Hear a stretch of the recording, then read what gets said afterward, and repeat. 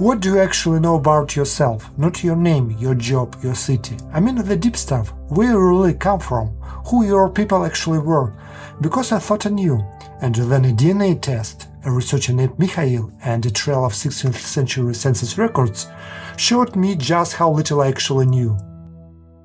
A few years back, I made a video about a dying village called Egoshina, the place where my father was born. I filmed it across several visits, and what ended up on camera was rare: the slow, quiet disappearance of a community, the last residents, the locked doors, the silence spreading house by house. That video found its audience, and what came back surprised me, not views, but letters. People wrote from all over Russia, descendants of families who had once lived there, people whose surnames were connected to the village's name, just like mine. One of those people was Mikhail, a researcher from Moscow, who had been quietly tracing the origins of my family name for years. He wanted to know how people carrying this surname had ended up in the very heart of European Russia, in a region that in Tsarist times was called the Baltic province, and he had one request: get a DNA test. So that is where this journey begins. I ordered a kit from Genetech, a Russian genetic testing company. A courier delivered a clean little box to my door. I took a cheek swab, sealed it up, and sent it back. Then the waiting began. Инструкция. Воронка для слюны, пробирка для слюны в мягком боксе. Все, здесь, наверное, инструкция. Так, берем. Так, эту крышку выкручиваем, сюда накручиваем.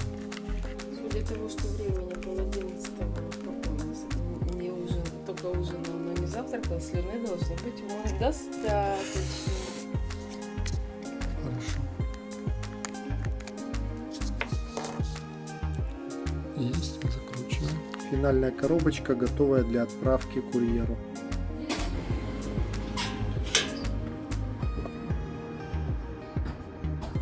Добрый день. And I have to say the wait was harder than I had expected.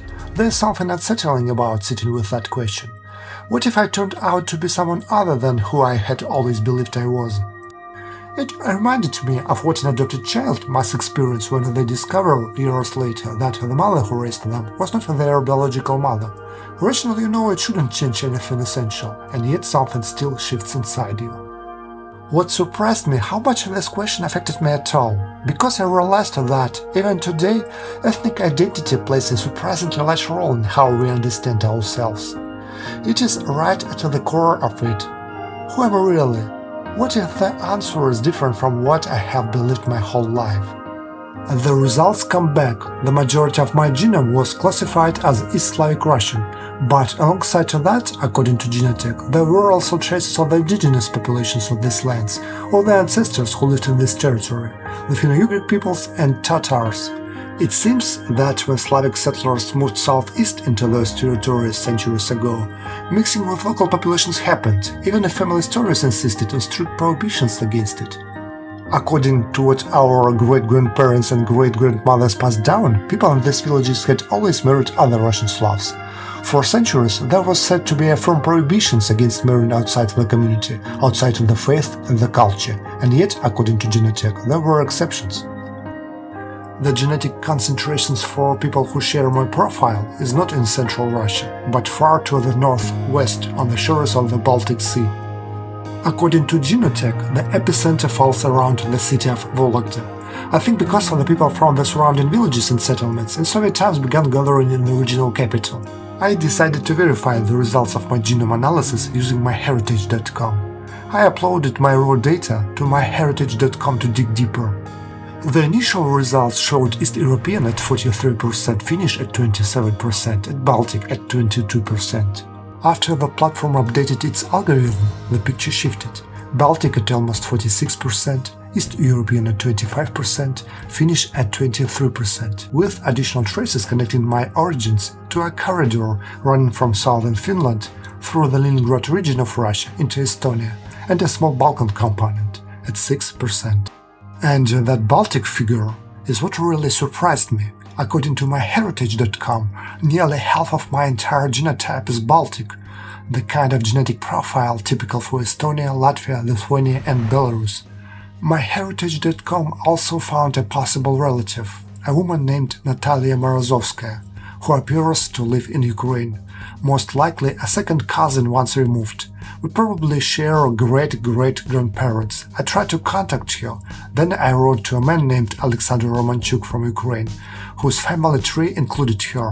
I sent messages in English, in Ukrainian and Russian, nothing, no reply. That mystery has remained unsolved for me.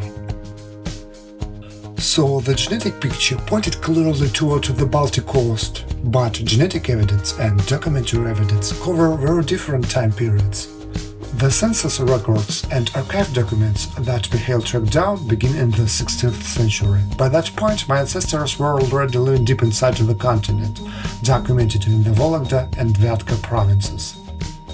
How they got from the Baltic shore to the interior of the continent, how long that journey took, and exactly when it happened are questions the archives could not fully answer. Mikhail spent months writing letters to original archives, working through hundreds of responses.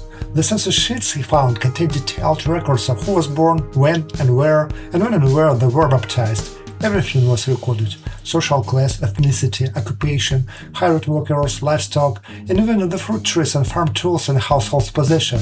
An entire life compressed into a few columns of a table. Using these records, Mikhail was eventually able to trace my family line back to the 16th century. The oldest known ancestors are Afanasy Egoshin, born around 1570, and his son Maxim Egoshin, born around 1590. The family tree that come out of this research is enormous. Dozens of branches, hundreds of names across 4 centuries. I'm going to show it here on screen. Look at it, all those people.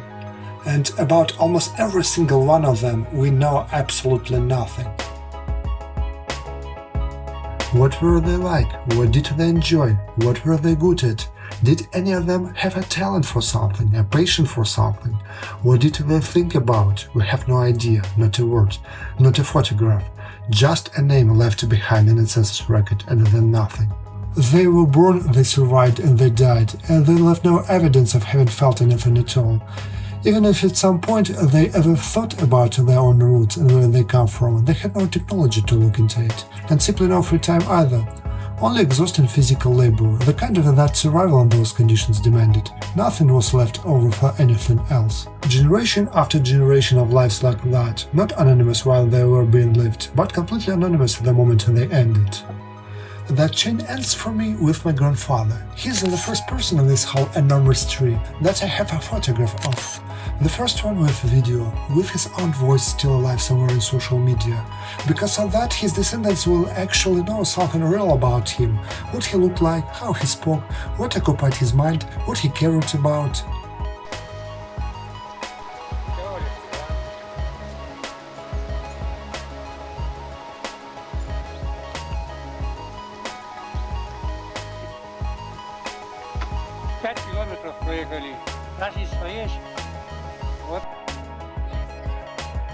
Then my father escaped in that village and got an education. My brother and I were born, and we are the first generation with any real chance to look at this whole universe of generations through the lens of modern science.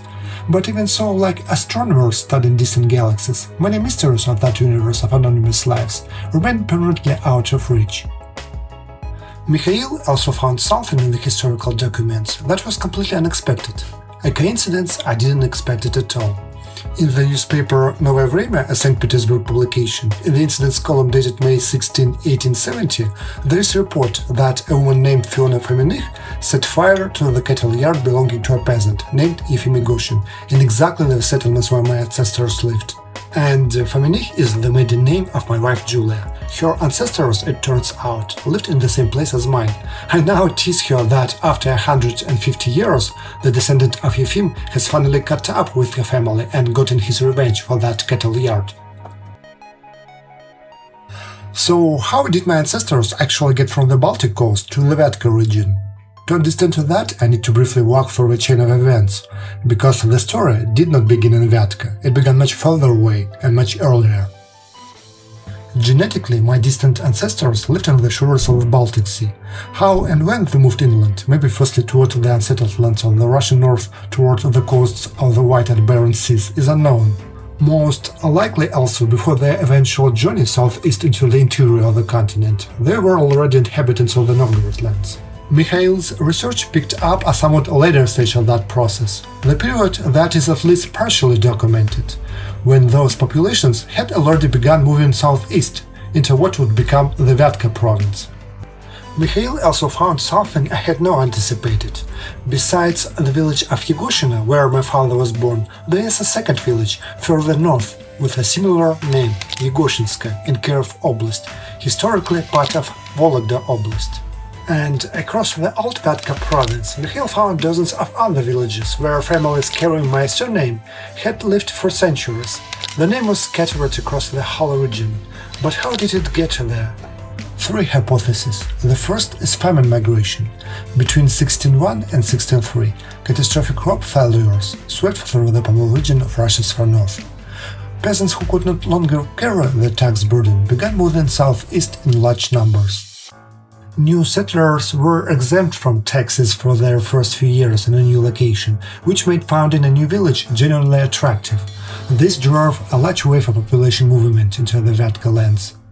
The second is war. Between 1609 and 1618, Polish riding parties swept from Vologda all the way to Solvychegodsk, forcing entire communities to abandon their homes and flee east. The third is the Stroganov connection. In the early 16th century, the Stroganov brothers, a powerful merchant dynasty from the northern Dwina region, received a royal charter granting them rights to vast territories for salt extraction and commercial development. Populations moved south and east, drawn by commercial interests flowing along corridors that would eventually carry my family name from the north deep into the heart of Russia. This is how the Slavic colonization of the Vyatka region actually happened. A slow, motivated expansion into territories that had been home to Mari, Udmurt and other finno-ugric peoples for centuries. By the time the revolution arrived, my ancestors had been rooted in southern Vyatka for generations. After 1917, the region was reorganized and the village of Egoshina found itself inside of the newly created Mari Autonomous Soviet Republic.